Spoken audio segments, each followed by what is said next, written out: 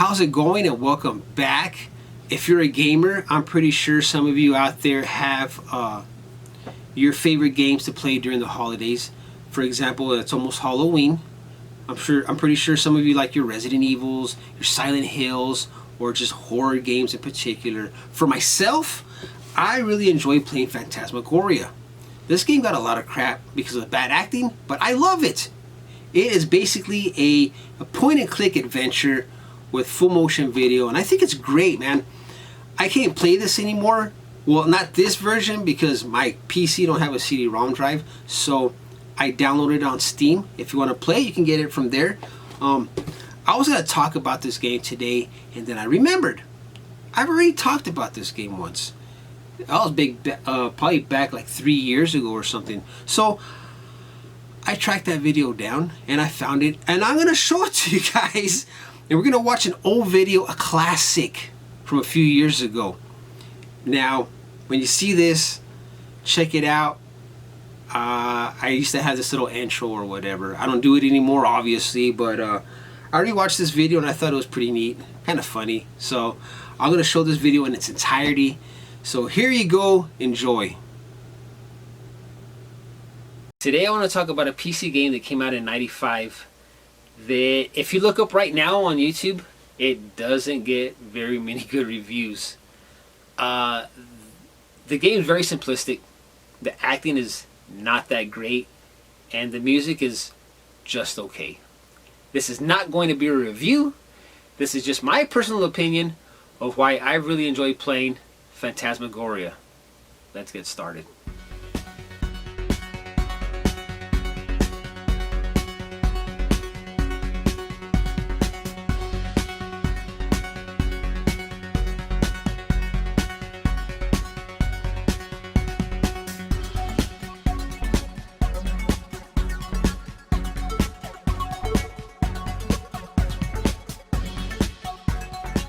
What's going on, guys, and welcome back. Before I start talking about Phantasmagoria, I want to talk a little bit about how I discovered this game. Like I said, the year was 1995, and I was at Walmart looking at all the SNES games, and I just so happened to pass the PC aisle. And upon passing the PC aisle, I saw this, Phantasmagoria. I thought, what the hell is this? Now, let me just explain something real quick. I think, yeah, in '95, I didn't know anything about like PlayStation or Resident Evil. I didn't even know that there was even a such thing as like survival horror. So when I saw this, I was looking at the back of the box and I saw all these awesome graphics. I thought, whoa. I was like, whoa, I want to play this game. But there's only one problem. I didn't have a PC.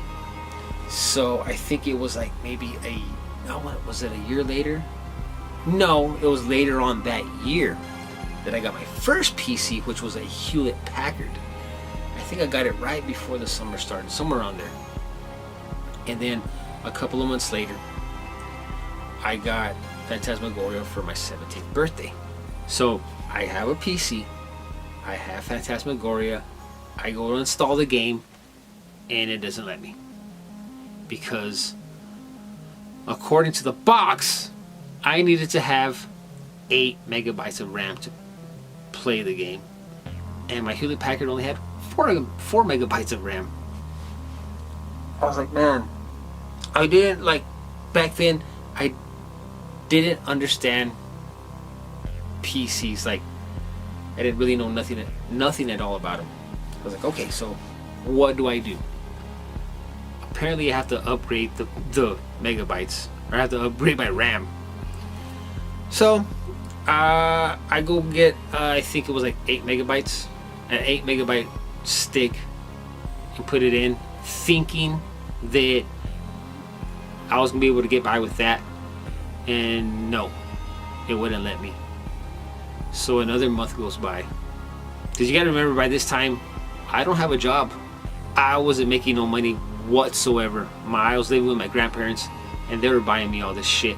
So I had to wait another month because back then I think like 8 megabytes was like $50 or something like that. So another month goes by and I got another 8 megabytes of RAM, and I installed them. Well, I did all the work myself on the PC. By then I was like figuring out how to like install these sticks of memory, and I put a Sound Blaster card into my PC, you know, trying to be all cool and stuff. And I had 16 megabytes of RAM, and I thought, all right, that's what I need, or that's good enough to get me by anyways, more than enough to get me by.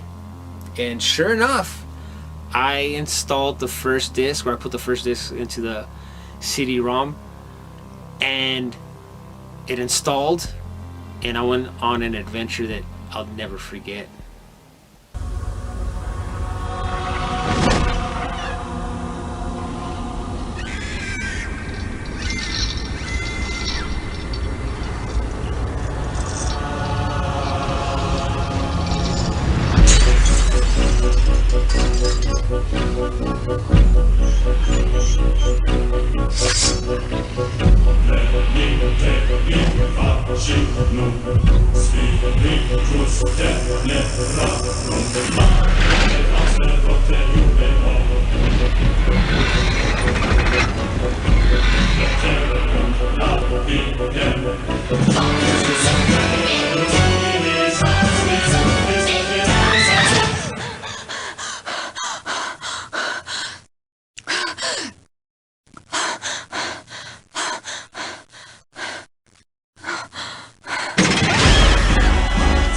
So like I said, it's a very simple game. It's just like a point and click adventure. And what you're doing is like, what I really love about this game, well, first of all, what you're doing is like, you're exploring this mansion. And that's what I really love about this game. It's like, I love the atmosphere that it takes place in. You're in this spooky mansion, you get to explore this whole mansion. Not only the inside, but you get to explore like the outside of the mansion, like around a cemetery. You get to go to like the town, and meet townsfolk. And while you're doing that, you're learning about this really horrible history that went on in this place. The mansion actually was owned by this magician named Zoltan. I think he was married. I think in the game he was married like 4 times, maybe 5, but like 4 times. In those 4 marriages, he ended up killing all of his wives. And this game has awesome, I don't care what anybody says about this game has awesome cutscenes. So as you're discovering and exploring this mansion, you can like trigger cutscenes, and they'll show like Zoltan murdering his wives, and it's crazy.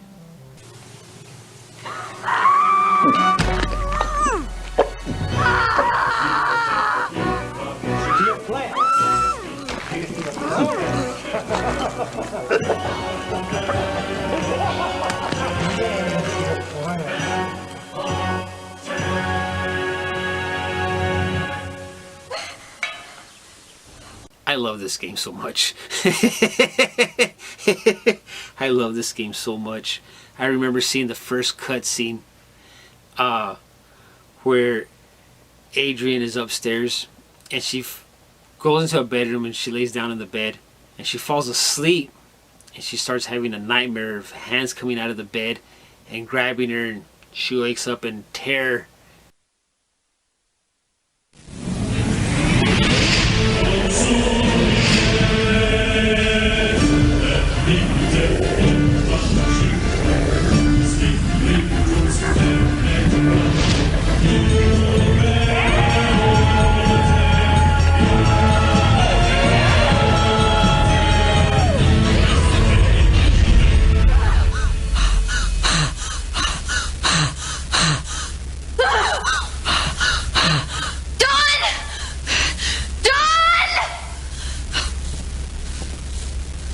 That is so awesome. I'd never, in a video game, had never seen that before.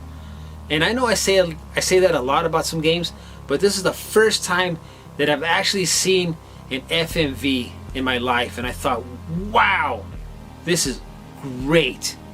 And it just made me want to play the game more and more and discover all these like little what can you call them, triggers to trigger the cutscenes or whatever. But yeah, as you're exploring, she's learning like the ugly history of Zoltan, and you see all these brutal like cutscenes of this guy just,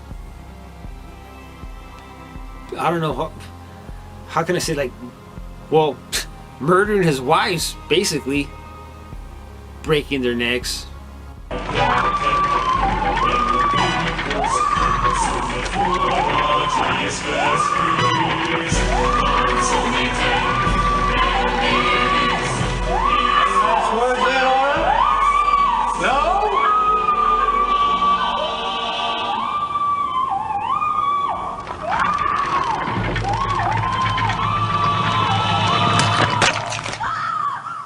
Slamming their heads into wine bottles.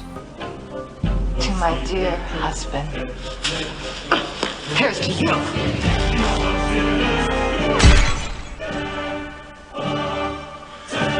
No, here's to you, Victoria.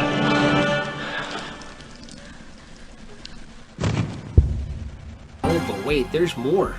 But I'm not gonna show them, because hopefully after watching this video, this might interest you to going out and actually playing this game. But here's the thing, you can't actually go out unless you have an old PC that has Windows 95. You can actually go out and physically purchase this game anymore. I mean, you probably can off of maybe eBay or Amazon, but like I said, you'd have to have like Windows 95 to play it. And there's some other stuff that I would like to show, but I can't, like a lovemaking scene with nudity and a rape scene.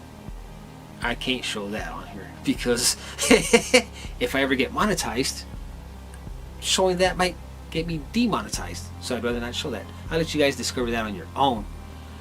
But yeah, I love this game so much that when I got my Sega Saturn a few years back, I was looking up some games and I found this.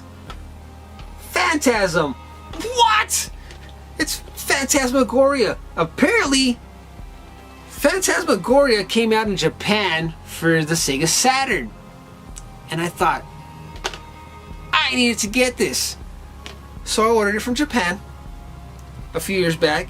It took like 3 weeks to get here, but when I finally got it, I popped it into my Sega Saturn. And I don't have like a North American Sega Saturn. I have a Japanese Sega Saturn that only plays Japanese games. And man, this is awesome box art. Look at this. And it's got like, everything's like in Japanese and stuff. This thing will focus. Whatever, but like, I popped it in and everything's in Japanese. Well, pretty much everything, the voice acting anyways. And I pretty much know what to do on this game. I've finished this so many times, but here's the thing, I wanted to go through this game. So what I did was I got my old PC out, or an old laptop that my cousin gave me, and I popped the first disc in, and I was syncing them up side by side and playing them together. So I was like, I knew what they were saying by watching the English version, and I was like pointing and clicking at the same time to like certain areas. The only thing is, this one has more content to it than this one does, but this one, the PC version, looks way more superior than the Sega Saturn version. This one just looks like really grainy, where this one looks like super clear. So yeah, I love Phantasmagoria. And then a year later, this came out, Phantasmagoria 2, A Puzzle of Flesh. But guess what? I have never played this game. You know why? Because I never had a PC that was able to run it. That sucks. I've had this game for so long and I've never been able to play it. But there's good news, ladies and gentlemen. A buddy of mine was telling me that if you go on Steam, you can get Phantasmagoria and Phantasmagoria 2 for like $4 a piece, or maybe even $3 a piece. I haven't done it yet. I need to, because I want to play Phantasmagoria again. Did I just say Phantasmagoria? I want to play Phantasmagoria again and Phantasmagoria 2. So I'm gonna do that, and I was gonna do that, but guess what? I got on Steam, and I have a Steam account, but it's been so long since I've used it, I forgot my password. Why? Why, Phantasmagoria? Don't you want me to play you? I've had so many problems trying to play this game, but once I get them started, that's just get them started. Once I get them started, I fall in love with them. So what I'm going to do is I'm going to go ahead and start a new Steam account, and the first 2 games I'm going to get for Steam are Phantasmagoria and Phantasmagoria 2. And am I going to play the shit out of them? You're damn right I am. Anyways, guys, thanks for watching, and I'll see you on the next episode.